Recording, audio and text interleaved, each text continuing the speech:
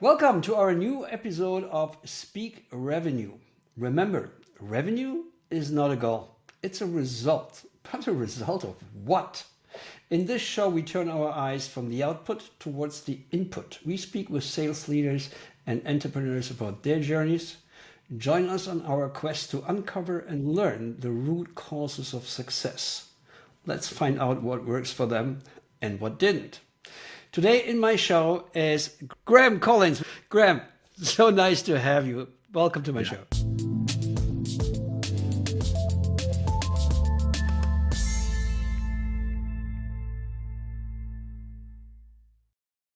Thank you, Steven. Wonderful to be here.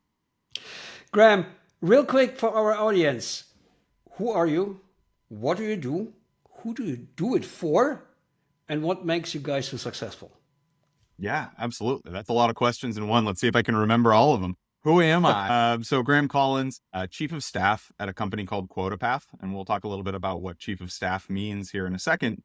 QuotaPath, we're a commission tracking platform, so we give visibility to the RevOps, finance, and sales organizations within companies for them to all be on the same page about how much commission they're earning, how much commission they could earn, and how much to pay out in those commissions. Super important for every salespeople because compensation is the steering wheel for every sales team. You can really create certain behavior by adjusting comp plans. I think we're going to talk about comp plans in a moment. Tell me a little bit, how is QuotaPath different from others? How is it different from an Excel file? Yeah, you've called out our number one competitor there, which is Excel, which is, or spreadsheets in general. It seems like most people are using Google Sheets nowadays, but Yeah, we just call them Excel. yeah, it's one of those things where you just still like a Kleenex, right? And so that is our number one competitor. About 76% of companies actually are using spreadsheets to calculate their commissions currently. And so the major ways that we differentiate from there is around transparency. So everybody is looking at the same numbers. So the sales rep, the sales manager, the VP of sales, the RevOps, the finance, everybody's all looking at the same numbers. And then we also have the ease of use. So you don't have to know all of the Excel formulas and sum ifs and VLOOKUPs and all of that stuff. And then the other thing is that Excel spreadsheets can break because somebody fat fingered a plus instead of a minus, or forgot to include leap year, or what have you. So all of these different things that can happen within an Excel spreadsheet that break, or somebody leaves the organization. The person who built the Excel spreadsheet leaves the organization. I've been in that position before. And so it's a scalable, easy to use, transparent solution. So I'm certain there's a number of others who are swimming in the same pond. What sets you guys apart? What were the drivers of success for QuotaPath? It's a quite known brand. Yeah. Probably if somebody would ask me, would be the number one that comes to mind. How did you get into pole position? Yeah, absolutely. And I'm glad to hear you think of us in pole position. That's wonderful. There are a couple of legacy providers out there that have been around for a long time and tend to go more upmarket. And that's a big thing for us, is giving organizations of every size the ability to automate the commission process.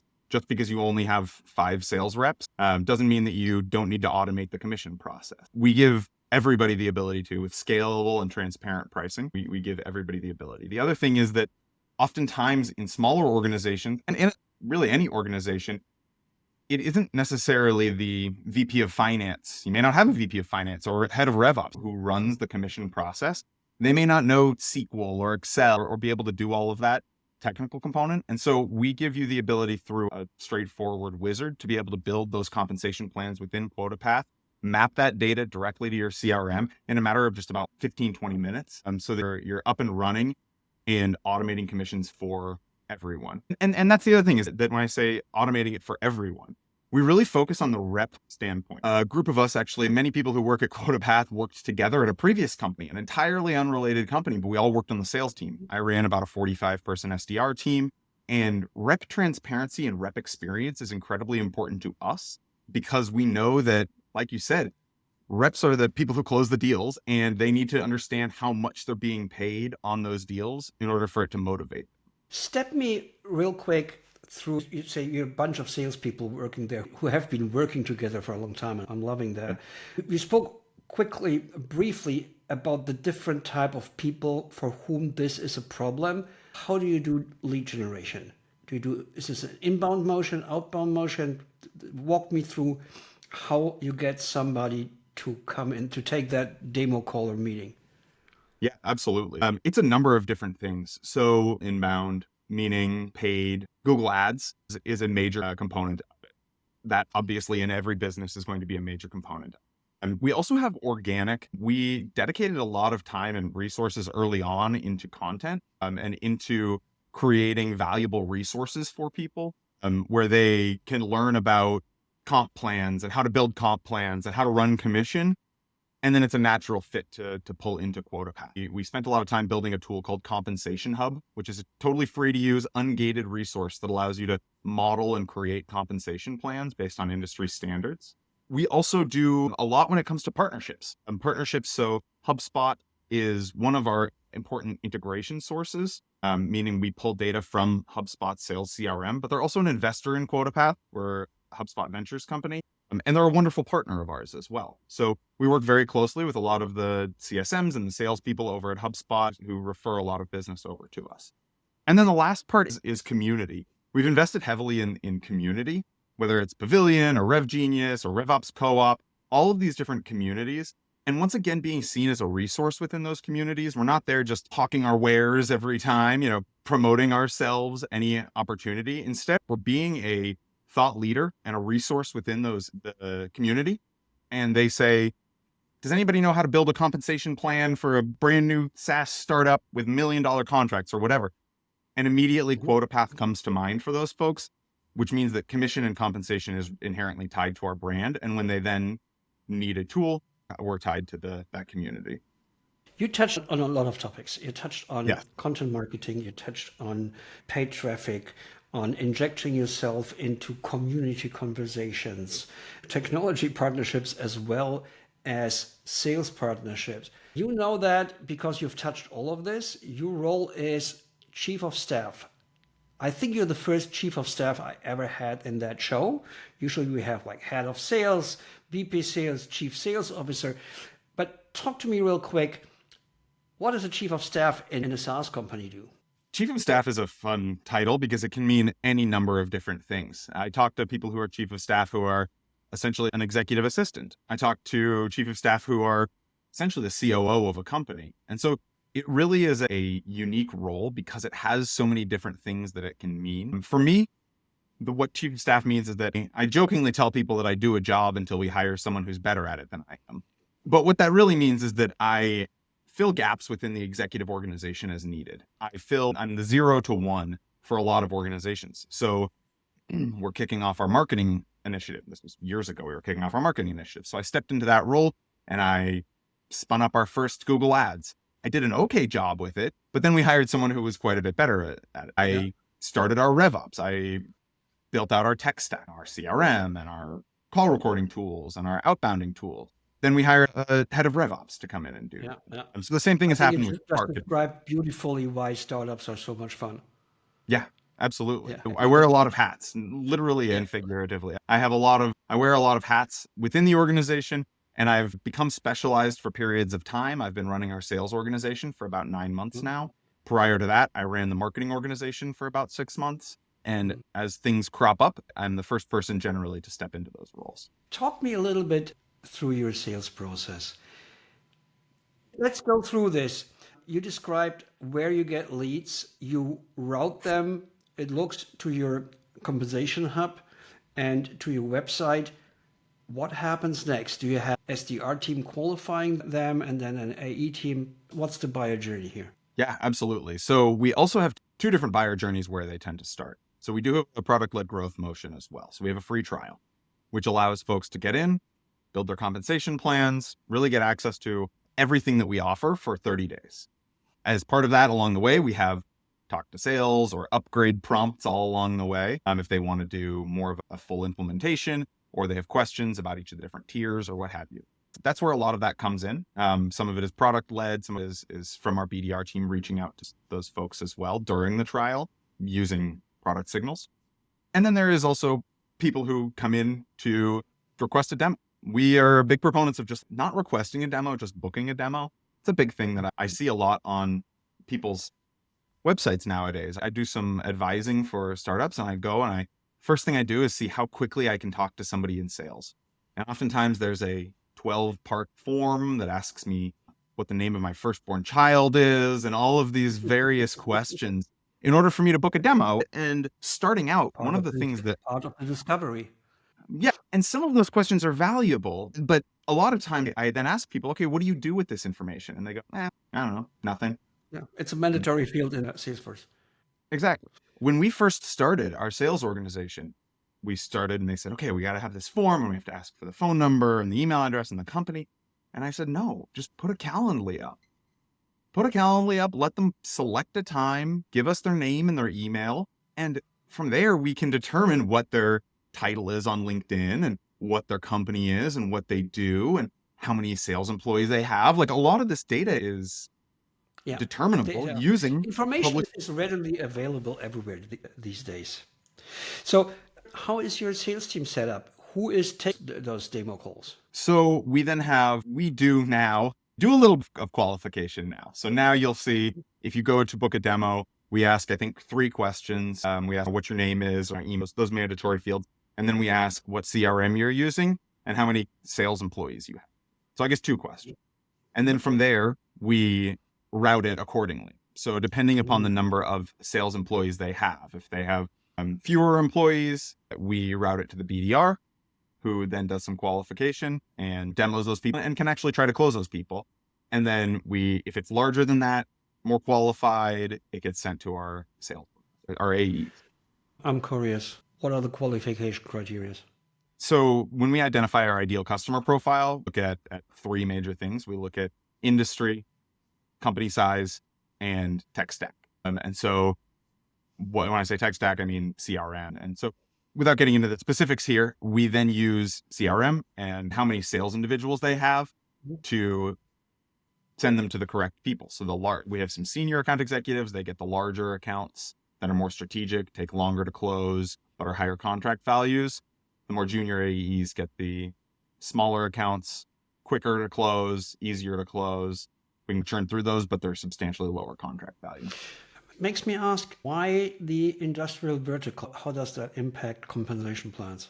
So we actually don't verticalize by industry. So we don't skew what industry you're a part of. We determine that. And that's more about our ideal customer profile and trying to then see where did those people come from, because we have a higher close rate with SaaS. I mean, we have a funeral home that's a customer of ours. And so we sell to every industry, but SaaS seems to fit our ICP because they close quickly. They tend to use the right tech stack. They have the right sales organization that fits us. Funeral home. Okay. Yeah. Not sure what customer acquisition means there, but sounds dangerous. Okay. That paints a picture of how this is going. And then I assume the standard, you close, you have an onboarding team, you have a customer success team. Do you have a land and expand motion there?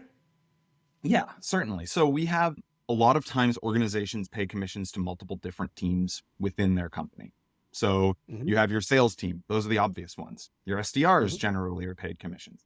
But then you also have sales engineers and account managers and customer success reps. And sometimes your entire company is paid a corporate bonus based on company performance. And so oftentimes we land with the sales team.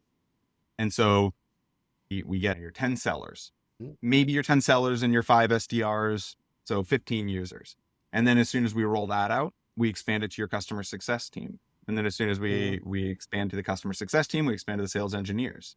The other thing is that a lot of the companies that we sell are growing and expanding. You don't have 10 sales reps by the end of the year. You have 12, you have 15. We have one company who started with us with 20 reps a few years back, and they've got almost 200 reps now. And so we have grown with them and expanded with them. Let me ask you this. I notice some people have strong opinions about customer success and other than sales reps being compensated with commissions. What is your take? I understand the more people get compensated by commission, the more users you get, the bigger your expand is. But what is your take on compensating customer success with commissions versus I might have customer success who don't have my success in mind. They have my upselling in mind. Is Yeah. there a conflict there? So I am a proponent of compensating people on what they have control over and what you want them to focus on. And so Mhm.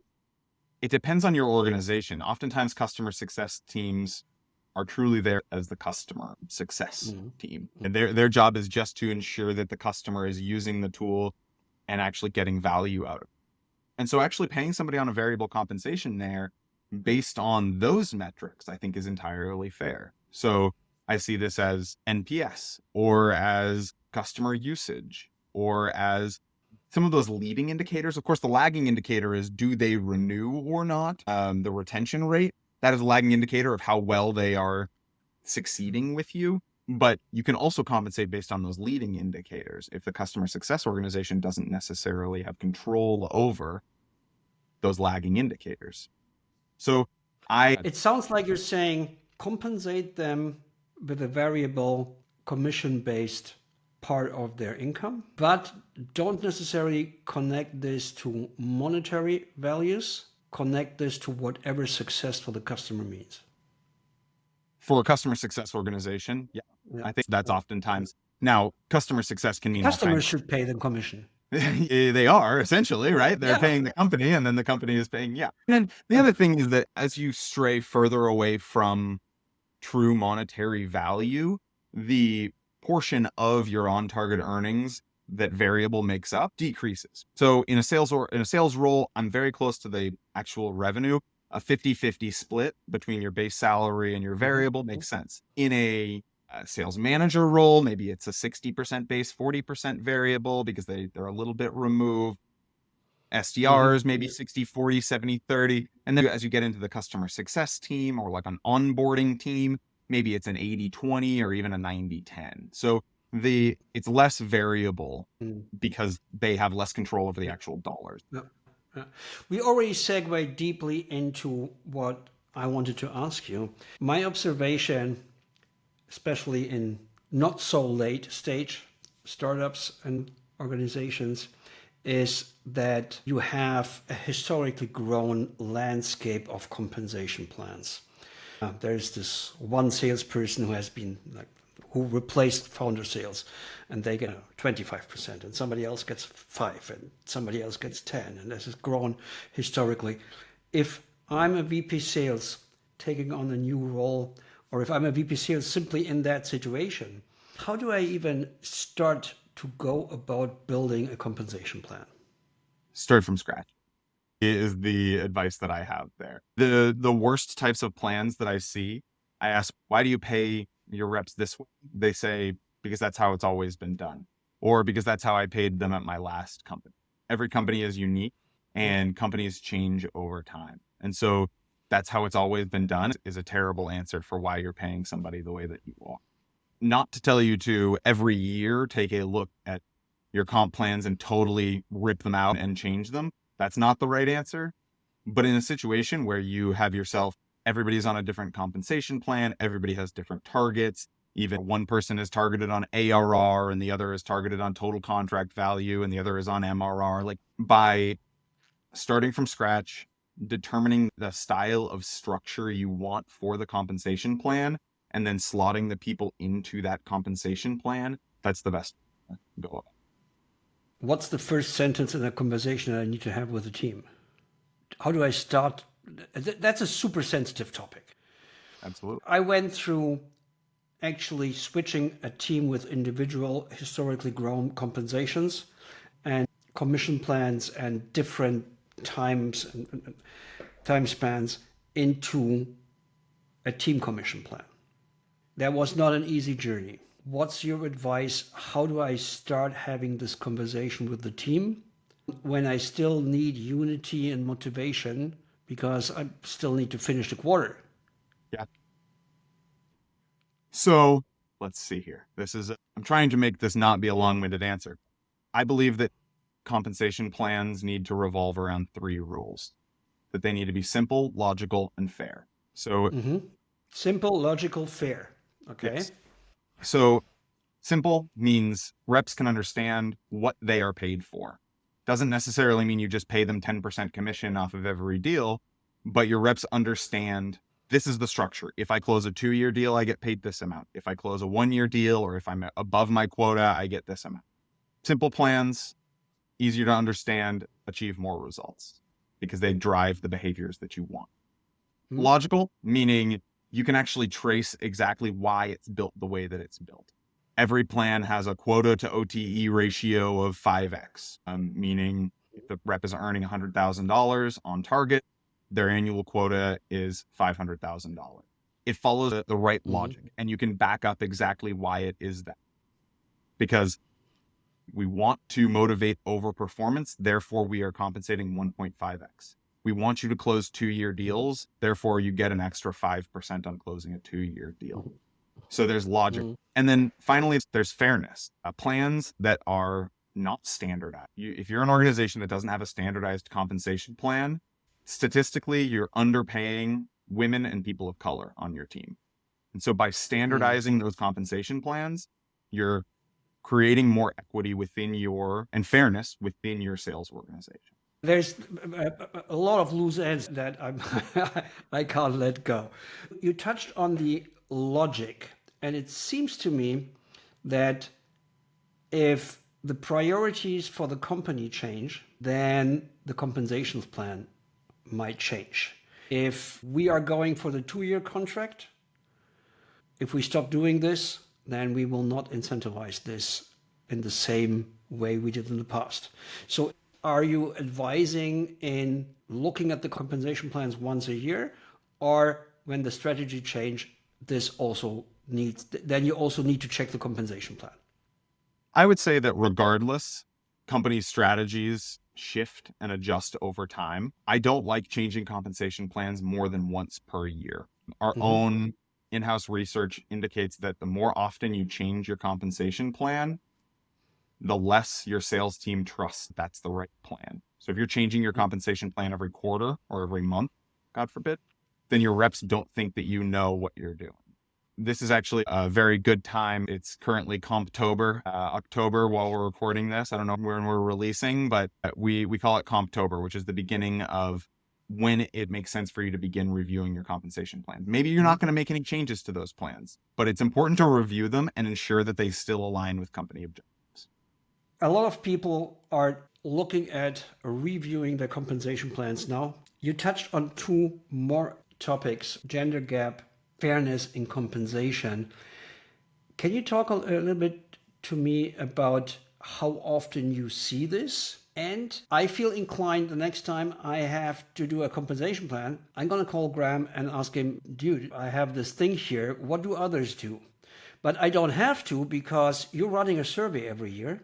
So what's in the survey, and do you see unequal pay in the survey getting better or worse, or remaining a problem? That's an interesting question. So yes, there is a gender disparity, gender pay gap, and also racial pay gap as well within sales, as there is in pretty much every industry. The advantage of sales is it's fairly easy to begin shrinking that gap. Obviously, there are other things in play that can't fully shrink that gap, but there are ways in sales to begin shrinking that gap. I wish I had a good answer for you as to whether or not it is shrinking. I know that over the past several years, we have seen an increase in the standardization of compensation plans. Now, given what I said before, is unstandardized comp plans creates that inequity. By standardizing them, we would be more likely to see a reduction in that pay gap. I don't have the data. But you do have a survey. Does the survey come out every year? And I think there is a fresh edition out there. Talk to me about the survey. Yeah, so that just came out earlier in October, in Comptober. This survey is centered around who's involved within the compensation planning process, what you want to focus on, and how you can remedy it. And each of the surveys every year are slightly different. It's not identical every single year. This one, the fresh stats that I love is that 91% of organizations are missing quotas and quota targets, and compensation plans are at least partially to blame for that. Sales lead and RevOps leaders believe that the exact number is that 39% of leaders say that their compensation plans don't align to their company targets. And so by aligning your comp plan to your company target and create that structure where the sales reps know what they're being paid, why, and feel like it's fair, then you're more likely to hit those targets. So many more questions I'd like to ask, but we are running short on time. Final question. If I would have a time machine and I could send a postcard to the 5-year younger Graham with a warning on what to do differently or not to do it altogether, what would you write on that postcard? Yeah, this is especially important for me because my 5-year anniversary at QuotaPath is coming up a week from today. So I'm coming up on my 5-year anniversary. So I guess this is an interesting question because we spent a lot of time and resources at QuotaPath building a tool designed specifically for sales reps with the intention and thought process that sales reps would be able to build their compensation plans, integrate their CRM, and track their own commissions, and then bring that data actually up to their bosses, and their bosses would then come to us and buy.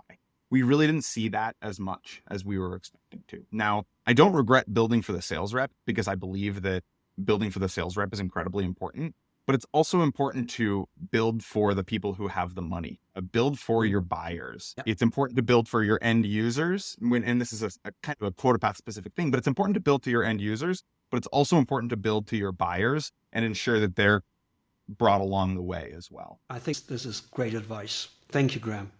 All right, everyone, that brings us to the end of this episode of Speak Revenue. I want to thank our guest, Graham Collins, for joining me today and sharing those insights.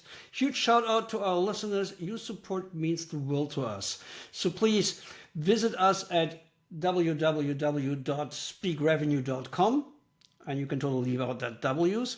You get a full transcript of this episode and additional resources. We're going to link all the tools that you mentioned, Compensation Hub and the study and everything from there. Then please go to Apple Podcasts, Google Podcasts, Spotify, wherever you go for your listening needs. And if you liked this episode, then please give us a great review, give us 5 stars. It really helps to get the word out. Also follow us on LinkedIn, on YouTube. We are not on Twitter anymore, but wherever you can find us, we are on Insta. And keep coming back, stay safe, keep learning, and talk to you soon. Bye.